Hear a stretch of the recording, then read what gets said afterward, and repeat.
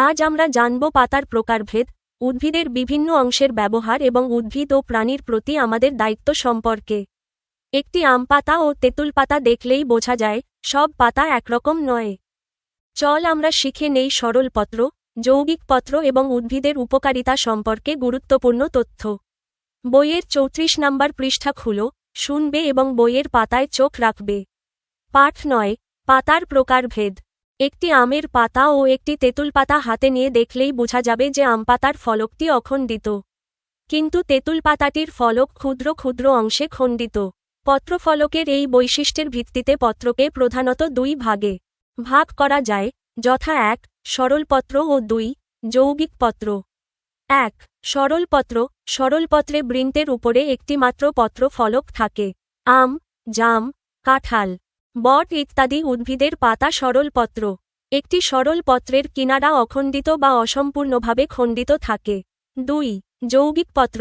গোলাপ, নিম, তেঁতুল, কৃষ্ণচূড়া, নারকেল, সজনে ইত্যাদি উদ্ভিদের পাতা পরীক্ষা করে দেখলে দেখা যাবে যে প্রতিটি পাতায় অনেকগুলো ছোট ছোট ফলক থাকে। এরা অনুফলক। যৌগিক পত্রের ফলকটি সম্পূর্ণভাবে খণ্ডিত হয় এবং খণ্ডিত অংশগুলো পরস্পর হতে আলাদাভাবে অনুফলক সৃষ্টি করে। অনুফলক বা পত্রকগুলো যে দণ্ডে সাজানো থাকে তাকে র্যাকিস বা অক্ষ বলে। বিভিন্ন ধরনের যৌগিক পত্র রয়েছে। পত্রকের বিন্যাস অনুযায়ী যৌগিক পত্র দুই ধরনের, যথা পক্ষল যৌগিক পত্র এবং করতলাকার যৌগিক পত্র। চিত্র 4.10।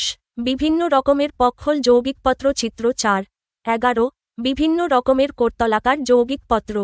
নতুন শব্দ: সরল পাতা, যৌগিক পাতা ও মধ্যশিরা। পাঠ 10, মানবজীবনে মূল, কাণ্ড ও পাতার প্রয়োজনীয়তা। আমরা উদ্ভিদের উপর নানাভাবে নির্ভরশীল। খাদ্য, পোশাক, ঘরবাড়ি তৈরির উপকরণ, ঔষধ ইত্যাদি বহুবিধ সামগ্রী আমরা উদ্ভিদ থেকে পাই। প্রাণী থেকে প্রাপ্ত দ্রব্যাদিও পরোক্ষভাবে উদ্ভিদেরই অবদান। ক. মূলের ব্যবহার। মূলা, গাজর, শালগম ইত্যাদি উদ্ভিদের মূল উপাদেয় সবজি। শতমূলী, সর্পগন্ধা ইত্যাদি উদ্ভিদের মূল থেকে দামি ঔষধ তৈরি হয়। খ. কাণ্ডের ব্যবহার। বিরুৎ জাতীয় উদ্ভিদের নরম কাণ্ড আমরা খাদ্য হিসেবে গ্রহণ করি। গোল আলু, আদা, পুঁই, ডাঁটা, কচু বা ওলকচুর কাণ্ড আমরা সবজি হিসেবে গ্রহণ করি। খেজুর ও আখের কাণ্ড হতে পাওয়া রস উপাদেয় পানীয়।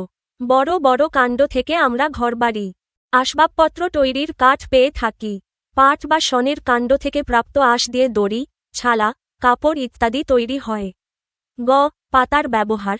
লাউ শাক, পুঁই শাক, লাল শাক, পালং, পাট শাক ও কলমি শাক ছাড়াও আরও নানা ধরনের শাক আমরা প্রতিদিন খাদ্য হিসেবে গ্রহণ করি। কলা, তাল ও আনারস গাছের পাতা থেকে আঁশ পাওয়া যায়। এই আঁশ দিয়ে নানা ধরনের শৌখিন দ্রব্য তৈরি হয়। তালপাতা ও গোলপাতার ছাউনি দেওয়া ঘর তোমরা নিশ্চয়ই দেখেছ। তামাক পাতা থেকে বিড়ি সিগারেট প্রস্তুত হয়, যা স্বাস্থ্যের জন্য খুবই খারাপ। খেজুর পাতা দিয়ে সুন্দর পার্টি তৈরি হয়। তালপাতার পাখা তোমরা অনেকেই ব্যবহার করে থাকবে।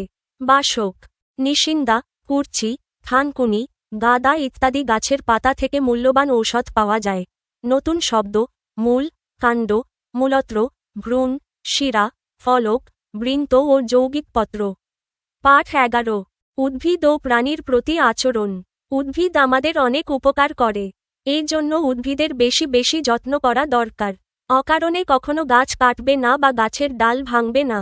তোমার আমার বলে কথা নেই। গাছ জাতীয় সম্পদ ও পৃথিবীর জলবায়ু সংরক্ষণের একটি অতি গুরুত্বপূর্ণ নিয়ামক। খরা, অনাবৃষ্টি, জলোচ্ছ্বাস ইত্যাদি প্রাকৃতিক দুর্যোগ ঠেকাতেও গাছের যত্ন অতীব প্রয়োজনীয়। এসো আমরা অধিক গাছ লাগাই ও তার যত্ন নিই এবং অন্যদেরও এ ব্যাপারে উৎসাহিত করি। পশুপাখির প্রতি সদয় হওয়া খুবই প্রয়োজন। গৃহপালিত পশু পাখি আমাদের অনেক উপকার করে। বনের পশু পাখিও প্রকৃতির সম্পদ, এদেরও যত্ন নিতে হবে। অনর্থক পশু পাখি ধ্বংস করব না। অতিথি পাখি শিকার করব না। এই ব্যাপারে সবাইকে উৎসাহিত করা দরকার। কাজ: গাছের প্রতি সচেতনতা বৃদ্ধির জন্য একটি র্যালি আয়োজন করো। আপনারা আমাদের ভুলগুলো কমেন্টে জানাতে পারেন। যদি উপকৃত হন, তবে সাবস্ক্রাইব করুন, ভিডিওটি শেয়ার করুন এবং বন্ধুদের সঙ্গে জানিয়ে দিন। আমাদের আয়োজন এমনভাবে পরিকল্পনা করা হয়েছে যাতে শিক্ষার্থীরা কোনো গাইড বই ছাড়াই নিজস্বভাবে আনন্দের সঙ্গে শিখতে পারে এবং জ্ঞান অর্জন করতে পারে। ধন্যবাদ।